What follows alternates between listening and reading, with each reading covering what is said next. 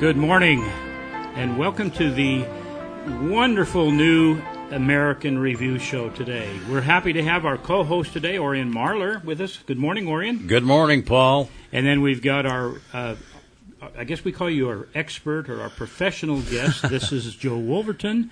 Joe is a constitutional attorney, and he also is a regular contributor to the New American magazine, and that is what this show is. This is about the New American magazine. It's the review of the magazine and the information that we find there, and it's all about limiting government and getting back to the Founding Fathers' idea of what the Constitution is and what it means. Good morning, Joe. Good morning, Paul. Thank you for having me on. You got a great radio voice. I'm the only one here that doesn't. Ryan and you have these great radio voices. I've got a radio face, too. So, well, we're happy to have you all here this morning, folks. And Joe, tell us a little bit about yourself. You're from the Memphis area in Tennessee originally, and then you came up and went to Brigham Young University yes, for sir. your undergrad, and then you went back to Memphis for your law degree. That's correct. Yep, from the Memphis area originally. Family lived there for a long, long time, and then I went to Brigham Young for my undergrad, poli-sci, studied the Republic under Dr. Dick Vetterli. Now, I think it's interesting that you didn't say our democracy. Now, why would you prefer the term our republic, the correct term, and you obviously know the difference? Well, I prefer the term republic because that's the phrase that the founders used to describe our government. And as a student of representative government from Greece forward, I can tell you that we definitely have a republican form of government. That is, the people rule through elected representatives, and the law is sovereign under the people, as opposed to the mass of the people being the sovereign. We are not a majority rule entity at all. We are ruled under law and under representatives, and so we are a republic. And as a matter of fact, I think that a democracy is, I've heard, two wolves and a sheep voting on what is for dinner. Absolutely. So, absolutely. Orion, how are you doing over there this morning? Oh, I'm doing good. Appreciate being here with Joe. Yeah, it's morning, an honor. Joe. It's an honor, Joe, to be with you this morning. Joe, tell me a little bit about what motivated you to study constitutional law. Well, I'll tell you the quick version of the story. When I was a freshman at BYU, I lived in Hinckley Hall there at Helaman Halls, and one of my roommates there was a member of the John Birch Society. And to just give you a little bit of backstory, the doctor who assisted in my birth was a member of the John Birch Society, so the first human hands that ever touched me were Bircher hands. And so freshman year, I was introduced to the Blue Book, the John Birch Society Blue Book, by my good friend there, and just took to it. It spoke to me and resonated with me from my study of the gospel. It resonated with that, and I recognized that the Spirit of God is the spirit of freedom, and from there on I was hooked and began studying the Federalist Papers a lot, and just took to it and knew that there was a need to expose hidden works of darkness and to get this country back on its constitutional moorings. And so that's what I've been doing ever since.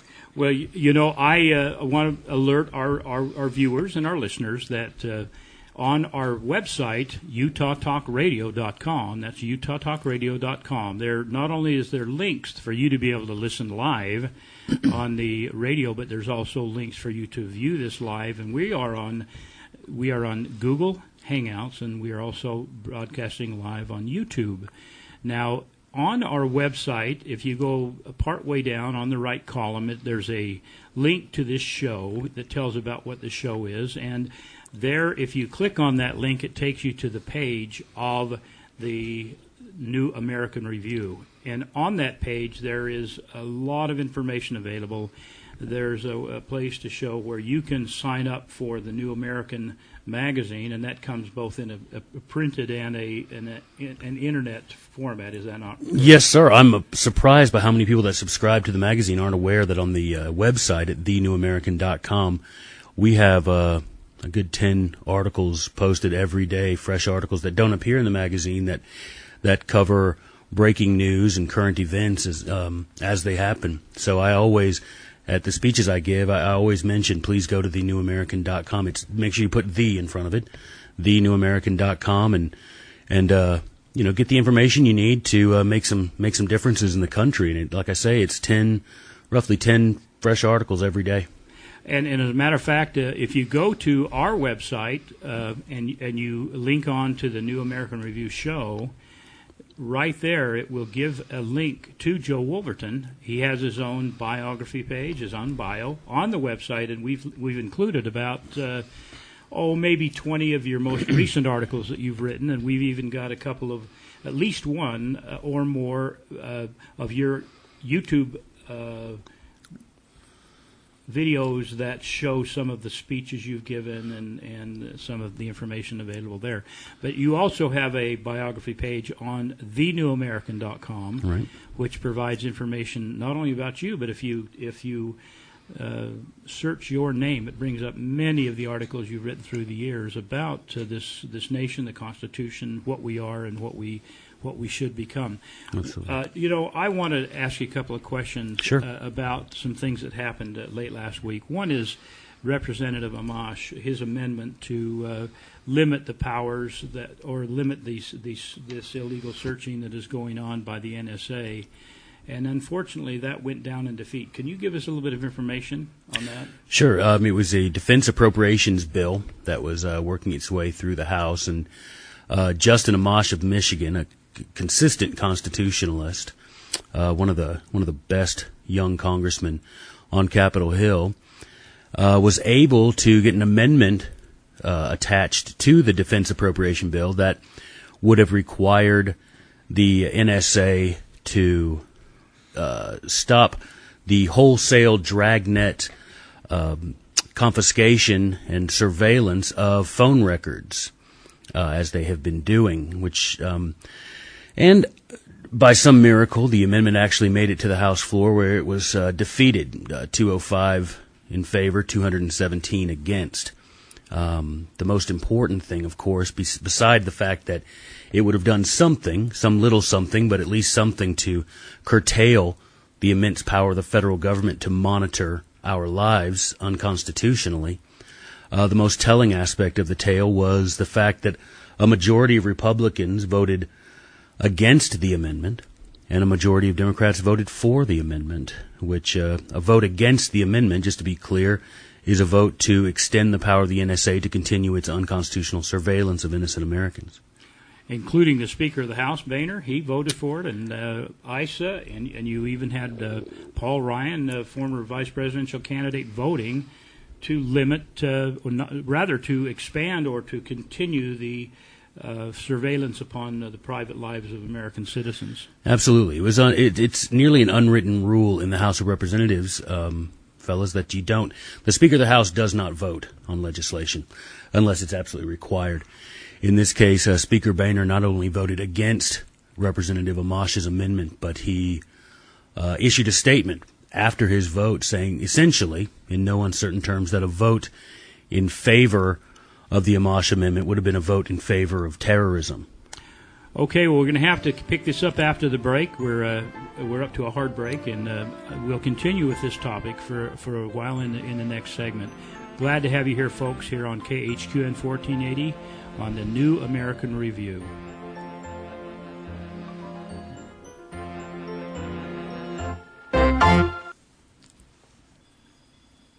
Are we still live on... Oh, say, can you see by the dawn's early light? Welcome back to the New American Review here on KHQN 1480, UtahTalkRadio.com, broadcasting to you live from Provo, Utah, but broadcasting worldwide via the Internet, the YouTube, and Google Hangouts. Folks, if you have any questions or comments for our guest today, you can call us toll-free on 1-800-776-1913. That's 1-800-776-1913. And by the way, that 776 reminds us of the Declaration of Independence, but unfortunately the 1913 reminds us of several unfortunate events that took place in this nation. Absolutely. Good to have you with us here, Orion, our co-host on the show, and and also our expert guest, Joe Wolverton from the New American Review. Well, from the New American, and then we have him here on the New American Review. Orion, do you have any questions that have come up in your mind so far? Well, a couple of questions. Number one, how does someone subscribe to this New American Review? And then the next question is, where do we go from here? How can we help with this deterioration of the Constitution? You know, that's the question we get more than anything else. Anything else on the show is, what can we do? We feel so helpless. Is there anything we can do as just ordinary, run-of-the-mill citizens in this nation to try to get something done to stop this steamroller that's going over us? Now, the first question you ask, Orion, is how do you subscribe to the New American? And so can you give an answer to that, Joe? How do people subscribe to the New American? I think the best way to subscribe and the best deals are found on the website at thenewamerican.com. And there's a link there to subscribe, and they usually have a really good deal. That's the best way. And, of course, once you subscribe, then you'll be getting into the custom of looking every day online and seeing the new stories that come out. That's so important. And so that's the best way to subscribe. Now, as to the second part of the question of what we can do, that's the question I'm asked most. I do speeches probably 10 a month, and that's the question everybody has at the end is, what can we do? That's all fine and good, but what can we do? And I think the first step and the most important step is educate yourself. If you want to defend that which the Founding Fathers established, you have to understand what they understood. And I've written several articles, and I try constantly in my speeches to point people toward the fountain of wisdom from which our Founding Fathers drank. It's a deep well and sweet water. If we can discover the timeless principles of liberty that they relied on when they established our government. You know, you have critics that'll show up in my speeches and say, well, you know, something written in 1787 is outdated. You know, they couldn't have foreseen the things that we are experiencing. And I agree with them that they could not have foreseen that. But, of course, the principles set forth in the Constitution were outdated in 1787. These are principles that are timeless, that are eternal principles of liberty, that these great noble men drew upon from their study of history and knew that these were, you know, they, as I often say, I'm an analogy fan, and I often say they were coroners, and they inspected the lifeless body of republics of the past and found out what the disease was that killed them and made sure they inoculated the United States against that disease. Yeah, that's a great analogy. And, you know, folks, I don't hesitate at all to add to that, and I think you don't hesitate, either one of you either, and that is these men weren't just extraordinary men, they were inspired.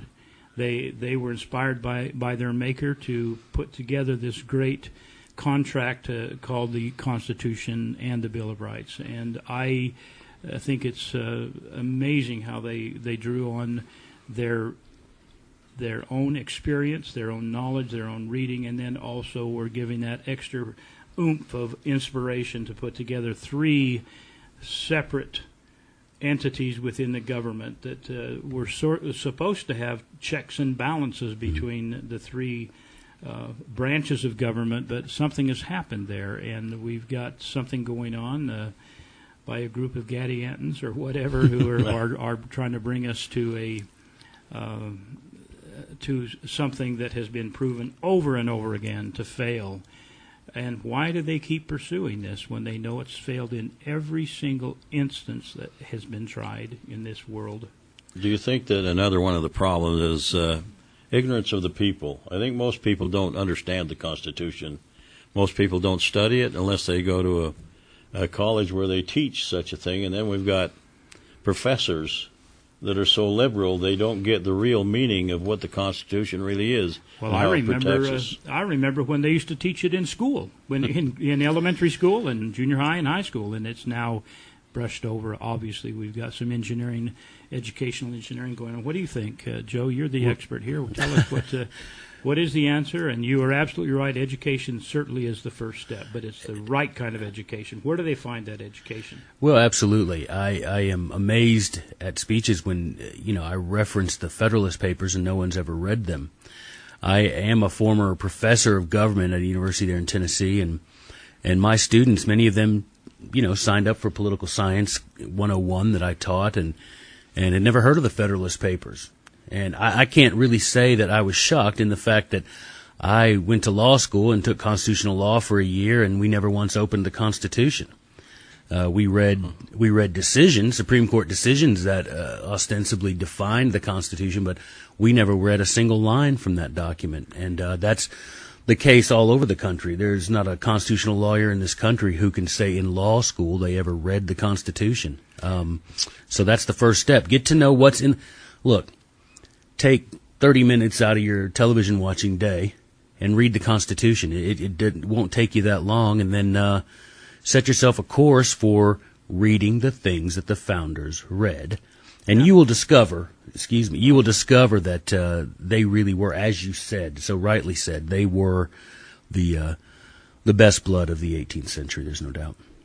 And, I will say that as far as the Federalist Papers are concerned, there were a lot of Americans after the signing of the Declaration of Independence and the Constitution and the Bill of Rights. A lot of people had questions. What have you gotten us into? And there was a lot going on at the time, like there is now. People were unfamiliar with what was happening, and so John Jay and others got together and said, hey, let's write some opinions and let's educate the public of what's going on. And that's how we got the Federalist Papers. And I believe that if people study the Federalist Papers, they will see the intent of our founding fathers. Well, as some of the people in our modern society have said, well, so what does it matter?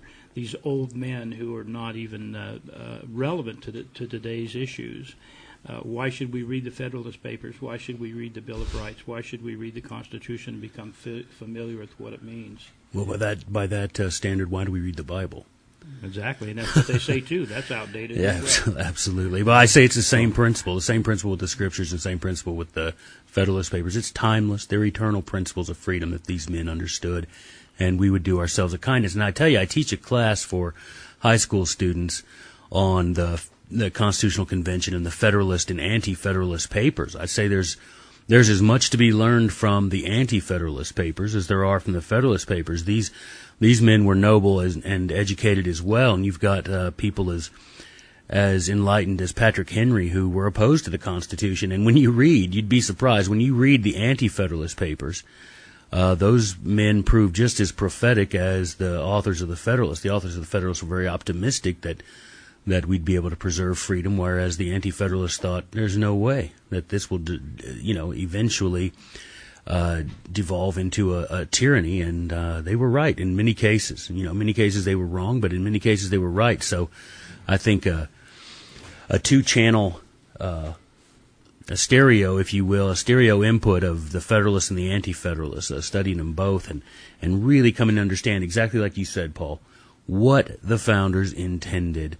It matters a lot what they intended, because once you start that study, you understand just how far we've come from that the foundation that we were placed upon. Well, okay. I've got to shift gears a little bit. We're running a little bit behind. Doesn't matter. We're discussing important things, and whether we get them all in according to the schedule or not, we always have another day. But I have a question about something that happened late Friday. Sure.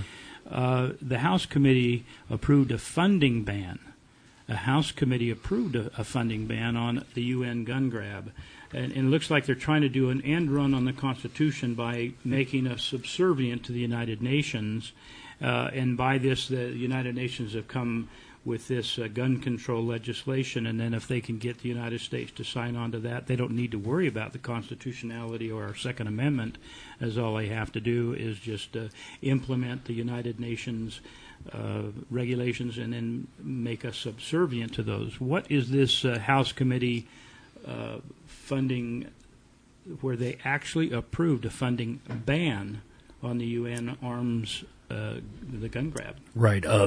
Representative Mike Kelly, a Republican from Pennsylvania, added an amendment to the State Foreign Operations and Related Programs Appropriation Bill for fiscal year 2014, and the amendment that he sponsored included a one-year funding ban on the use of federal money to implement the Arms Trade Treaty, the ATT it's called, the Arms Trade Treaty, the United Nations Arms Trade Treaty.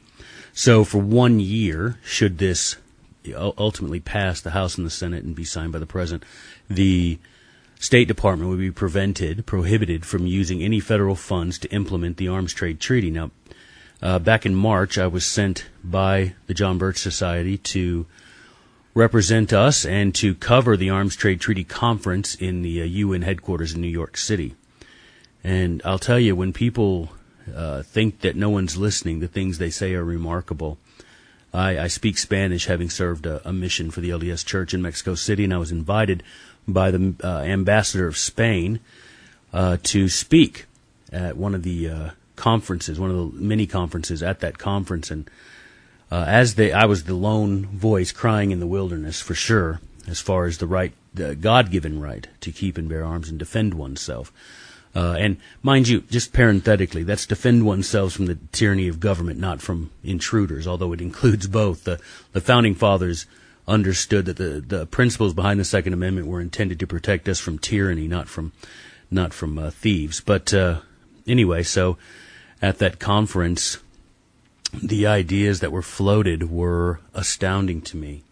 That standing there in the belly of the beast in Manhattan, these people began discussing ways to circumvent the Second Amendment. They began discussing ways to first remove ammunition from Americans and second remove their arms, because a gun without a bullet is just a club, and they know that. Exactly. Well, we're down to 41 seconds, and folks, what we're going to discuss in the next segment or two, we're going to talk about the NDAA. And we're getting an update and a commentary on what the NDAA is. A lot of the people may know that and may need to be educating you on that. Segment 3, we're going to try to get into the UN Arms Trade Treaty. And then if we have time, we want to talk about the state efforts to nullify.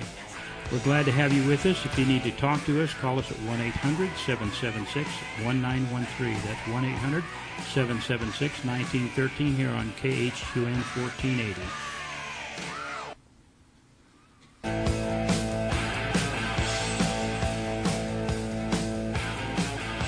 Welcome back to KHQN 1480, UtahTalkRadio.com. We're glad to have you join us this morning on the New American Review. We're broadcasting live from Provo, Utah. We're broadcasting on YouTube Live and also on Google Hangouts, as well as celestially on the radio. We're glad to have all of you join us and listen to this wonderful new program that is going to provide you with information to hopefully try to save this great republic of ours. We've got our co-host this morning, Orion Marler. Glad to have you here. Oh, good to be here. And our expert guest, we have Joe Wolverton, who is a constitutional attorney, and he is a regular contributing author to the New American magazine. And if you want to subscribe to that magazine, go to thenewamerican.com. That's thenewamerican.com, and you can subscribe from there. If you go to our website, UtahTalkRadio.com, you can do the same by scrolling down the page to the New American Review. Click on that, and you can go in and subscribe from there, as well as join the JBS if you prefer, and as well as you can link to your page, Joe, and that page is Joe Wolverton, and it tells a lot about you, your life, a little bit of a biography on you, and many of the articles you've written. So you can link on those and read all of your incredible wisdom.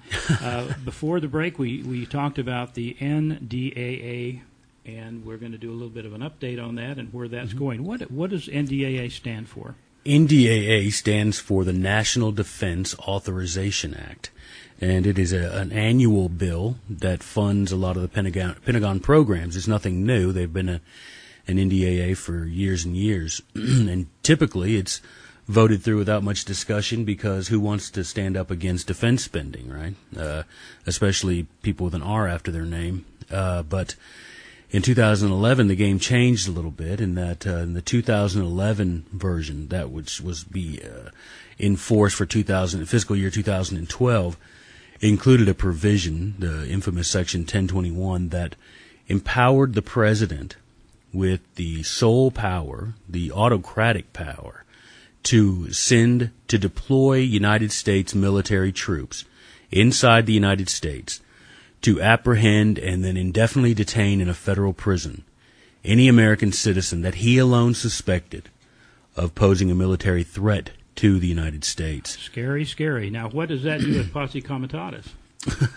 Well, it completely is a de facto repeal of the Posse Comitatus Act. Absolutely. It's also a repeal of the Fourth, Fifth, and Sixth Amendments, because the Fourth Amendment, of course, says that you cannot be deprived of your life or liberty without due process of law, and the Fifth Amendment the same, and then the Sixth Amendment says that you have a right to an attorney. However, the NDAA, and it's been repeated now and reapproved twice, and it's about to be reapproved again, maintains that provision, and famously Senator Lindsey Graham on the floor of the Senate, a Republican, I might add, famously said that when asked what would happen if an American citizen was detained under the NDAA, why they would not be permitted to consult with an attorney, he said famously, "Sit down and shut up, you don't get an attorney." Yes, and wasn't it our infamous former speaker who, well, no, it wasn't, it was a Dianne Feinstein who said that all veterans are crazy. I mean, she did, and not only that, but I've covered in the New American, and something that doesn't unfortunately get enough, as the son of a retired Army sergeant. I can tell you I grew up my whole life in the Army. My father was in the Army for 24 years. I recognize what an offense to those who have served this country that was. They have passed many bills, and they've only begun recently implementing it, Paul, where they will require veterans, before they get a permit to own a weapon, they will require these veterans to undergo psychological counseling, and they routinely refuse weapons permits to veterans under this guise that they're all crazy and threats. And of course, famously in 2009, the Department of Homeland Security issued their famous white paper wherein they declared that any people who are members of these so-called liberty groups are nothing more than homegrown terrorists and should be treated as such. And they even included Christians in much of their language. Absolutely. So I guess if you're a Christian, you are a member of a terrorist group. Yeah, I'm one of those crazy people, former Marine. Oh my goodness! See, there you go. You've got the triple threat. You better be careful sitting next to me. That's right. You're a veteran. You're a member of a liberty organization. And you're a Christian. You're. I even have a gun permit, by the way. Look at that. Well, folks, listen. This NDAA is so dangerous to your freedoms.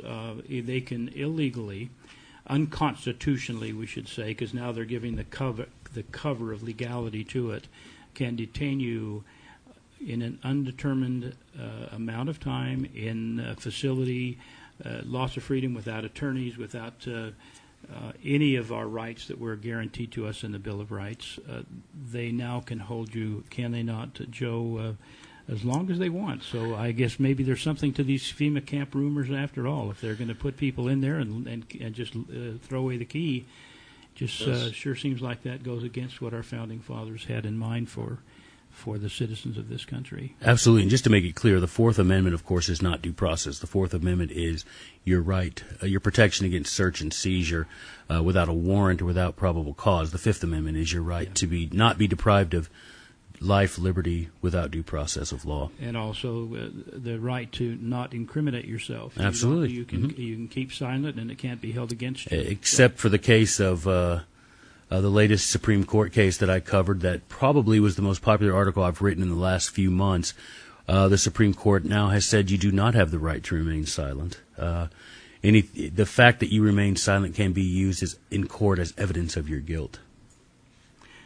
Scary stuff. All right, so what is an update on this? Where are we going with this? What about, it's up for renewal here soon, and it's going to be voted on whether or not we're going to go into, and I know there's some opposition against that now, and people are starting to wake up and say, hey, wait a minute.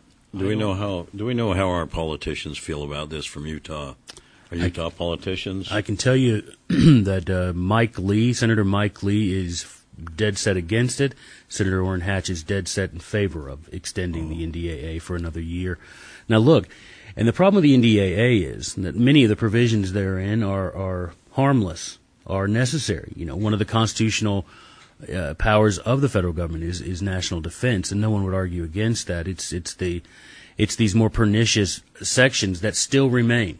You know, despite the opposition, the president is still in the NDAA, the National Defense Authorization Act, still empowered in his sole discretion to send military troops to arrest and indefinitely detain American citizens that he alone suspects of threatening the establishment. Now, Senator, like I said, Senator Lee is against it. Senator Hatch is in favor of it. Jason Chaffetz is against it. But when the rubber hits the road, who knows how people are going to vote. Well, how do they separate the fact that Congress is the one who has to declare war and the difference between that and what the president does? Well, they long ago have surrendered that right. They now consider the president, and you know, it's called the unitary executive is what they call it. They have surrendered the right to declare war. They've surrendered their right to check the executive. They've surrendered their right to check the judiciary, and we're left with an all-powerful president and an all-powerful judiciary and an impotent Congress who sees themselves nothing more as a rubber stamp for the latest betrayal of individual liberties. All right, that's an update that we could talk about for 3 straight days. Absolutely. But I would like to get into something quickly before we enter into our next segment, and as I want to talk about, and these all segue one into the other. So the UN Arms Trade Treaty, what is that? Where are we going with that? What is that trying to do? What freedoms is that putting in jeopardy? Along with the NDAA, I would say this arms trade treaty is one of the biggest threats to individual liberty that we've seen in 50 years. The Arms Trade Treaty, as I said, I covered this conference in March down in Manhattan, in the belly of the beast, as I call it. And the Arms Trade Treaty now has been passed. I was sitting there and talking to the Undersecretary of State there in New York, and the word came down that President Obama had given the green light. The United States was to vote in favor of it, and they did ultimately vote in favor of it, in favor of the Arms Trade Treaty. I will tell you that there are many sections of that United Nations gun grab that should frighten Americans. And not only, first it should frighten you, but then it should get you angry enough to do something. We've got civilians are absolutely prohibited under terms of this treaty from owning, buying, selling, or transferring arms or ammunition. It gives a monopoly of control over ammunition and weapons to what they call authorized state parties, which means governments.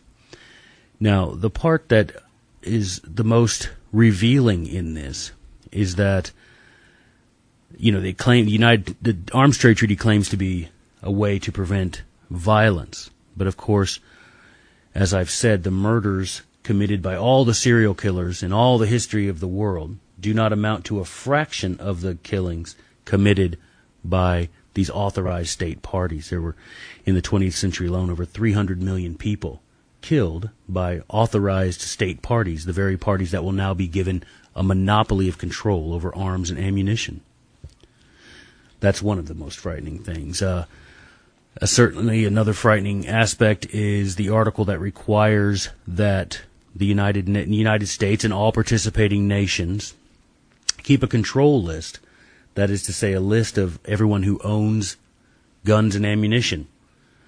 You know, their first step toward disarmament of civilians is to take away your ammunition, because they know that without ammo, a gun is just a club. Yep. And that's their first step. So they couldn't get the gun ban, but they're going to now work on the ammunition. And so maybe everyone needs to get their own little reloaders. And I don't know. Well, I can tell you about that, too, when we come back, if you'd like. All right, well, we're to a hard break. We're glad to have you with us here this morning on the New American Review on KHQN 1480. Okay, we're still live, so tell me.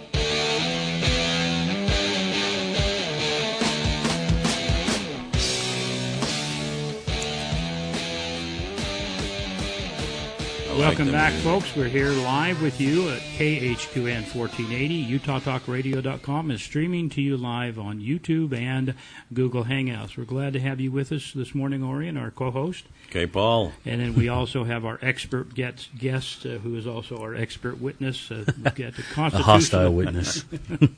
Constitutional law professor, constitutional law attorney and professor.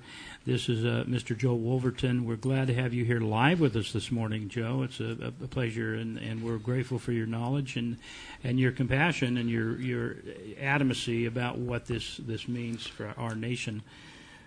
Joe, I have a question, and that is, okay, we've got these things happen. We've got the UN Arms Trade Treaty that Obama asked the United Nations representative to approve, which he did, and now this is apparently going to affect us in some way. What can we do? What can we as ordinary citizens do?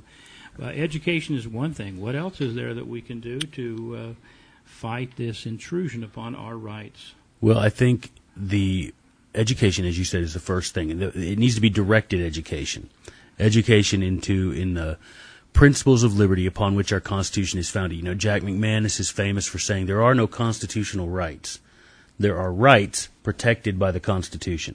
And that's true. The Constitution is not the source of our rights. God is the source of our rights. Right. Inalienable rights, or if you're in another part of the country, unalienable rights. Unalienable, inalienable, as long as they're not alienated. That's all that matters. So these rights are from God, and they're spelled out and identified by the United States Constitution. And these rights which come from God are being eclipsed by a group of people who are interested in having control and power and money and whatever it is that's providing them their goodies and gimmies. But what can we do? Well, the first thing I think we need to do is realize something that the Founding Fathers realized and fought for, and that is to maintain the states as bastions of liberty. I think, unfortunately, the states have become nothing more than subsidiaries of the federal government, and that is the opposite of the true relation of those two powers.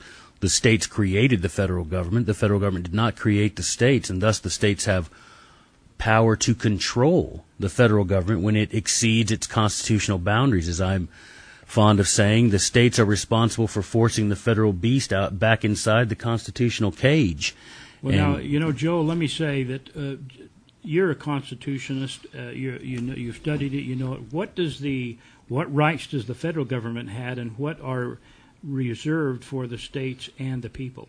Well, as James Madison famously said in Federalist Number 45, the rights of the federal government are few and defined. They are defined in the terms of the Constitution. The Constitution is the contract entered in by the states. As part of that contract, the federal government was created. It is an agent of the state governments, indeed. This contract created a principal-agent relationship.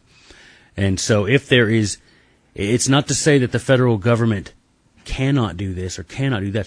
The only things that it can do are those things specifically and explicitly assigned to it by the states in the Constitution, which is the contract that created it in the first place. So that's not to say, well, there's nothing, you know, the congressmen and senators are famous for saying, well, there's nothing in the Constitution that says we can't do this.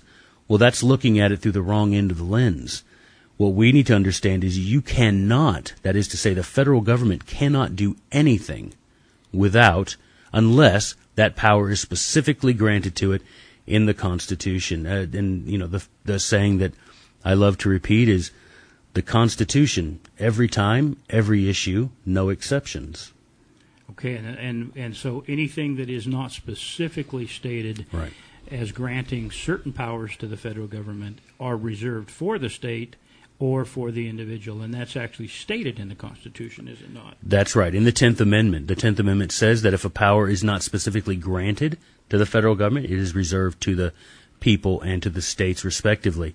But as James Madison himself was famous for saying, we shouldn't need a 10th Amendment, because it's self-evident that if a power isn't granted to the federal government, it's reserved to the states, because the states created the federal government. Well, as a matter of fact, some of the founding fathers says, hey, we don't need any amendments because it is already stated what they're allowed and not allowed to do. And some of the founding fathers wisely said, wait a minute, I don't care if you say that. We want a few certain specific items mentioned, and that's how we got the amendments. Absolutely. Alexander Hamilton, even in the Federalist Papers, argued, and I think it's Federalist number 78, argued that we shouldn't have a Bill of Rights, because to put it in modern parlance, he said, for example, Paul, if I said to you, I'm giving you the power in this contract to tell me what color tie I can wear. Then I shouldn't have to put in some separate amendment saying you couldn't tell me what color car to drive. That was his argument, and it's a sound argument. Unfortunately, and in this, the Anti-Federalists were right.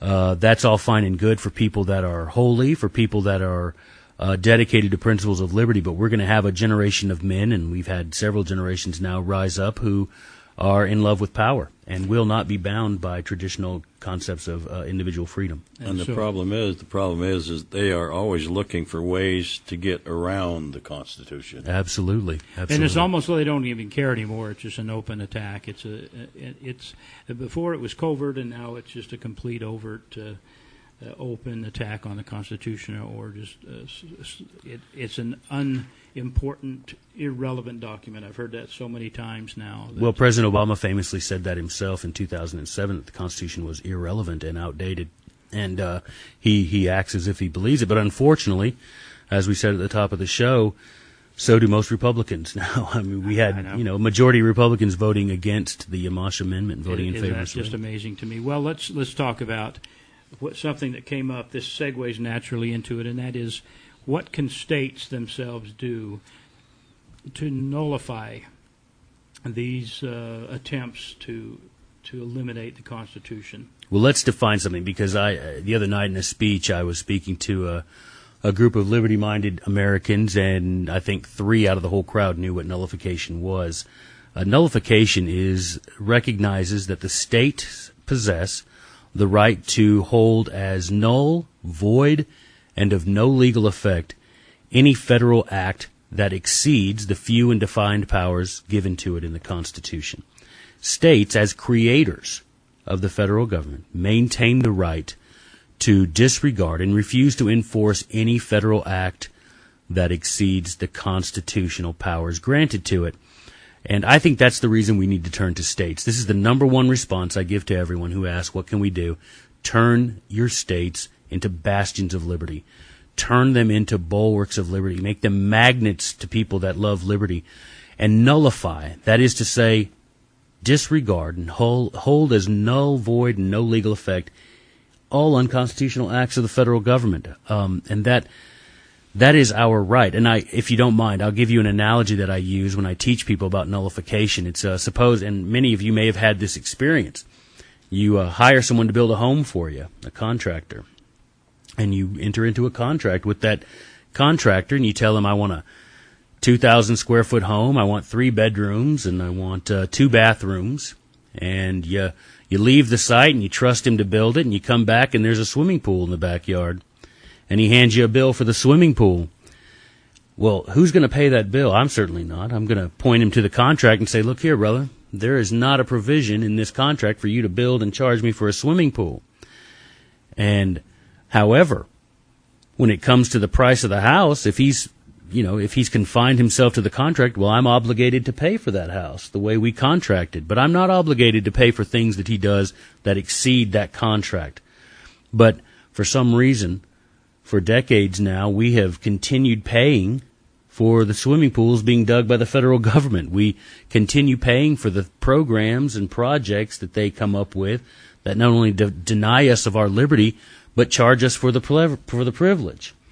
And I do not understand why, as citizens and as state legislators, more of us are not standing up to the federal government and saying, here's the line, you can't cross it, and if you decide to cross it, well, we're going to hold as null and void anything you say, because you just can't exceed the contract. Well, and one of the problems we have is that the federal government has usurped a lot of the money through taxation of the citizens of the states, and they can withhold payments and other monies to hurt states. I remember we were talking, I think it's 30-something% of the budget to run the state government here in Utah is paid for by the federal government. And so they can say, well, we're not going to give you that money if you don't stick with her. They've already done that before in several instances. So what can we do there? And we've only got a minute and a half left. Well, I have testified up at Salt Lake City before in the legislature, and I can tell you we have trouble In Salt Lake City, it starts with T and it rhymes with P and it stands for tyranny, to quote the Music Man. But, you have Republicans up there on Capitol Hill in Salt Lake City who have surrendered the fight, Democrats as well. And I would say if Governor Herbert, for example, were serious about standing up against federal tyranny, he would tear up that check that comes in from the federal government every month, and we would start living according to our means, the same way we do for our families. You're supposed to stay out of debt. Well, our states should start to stay out of debt and refuse to take the bribe money that comes in from Washington. We have to remember they've got a printing press over there. They can print all the money they want and pay for your servitude. And we need a group of strong, constitutionally liberty-minded legislators, state legislators, who will stand up, tear up those checks, live according to our means, and enforce strictly the powers of the Constitution and the restrictions thereon. Well, it's been good to have you with us here today, folks. We are very impressed with the information that we're able to give you from the John Birch Society, from the New American, and we are here today on the New American Review on KHQN 1480, and we will see you again next week at the same time at 8 o'clock on next Monday. Glad to have you here, Joe. Thank you, sir. Appreciate it. Glad to be here.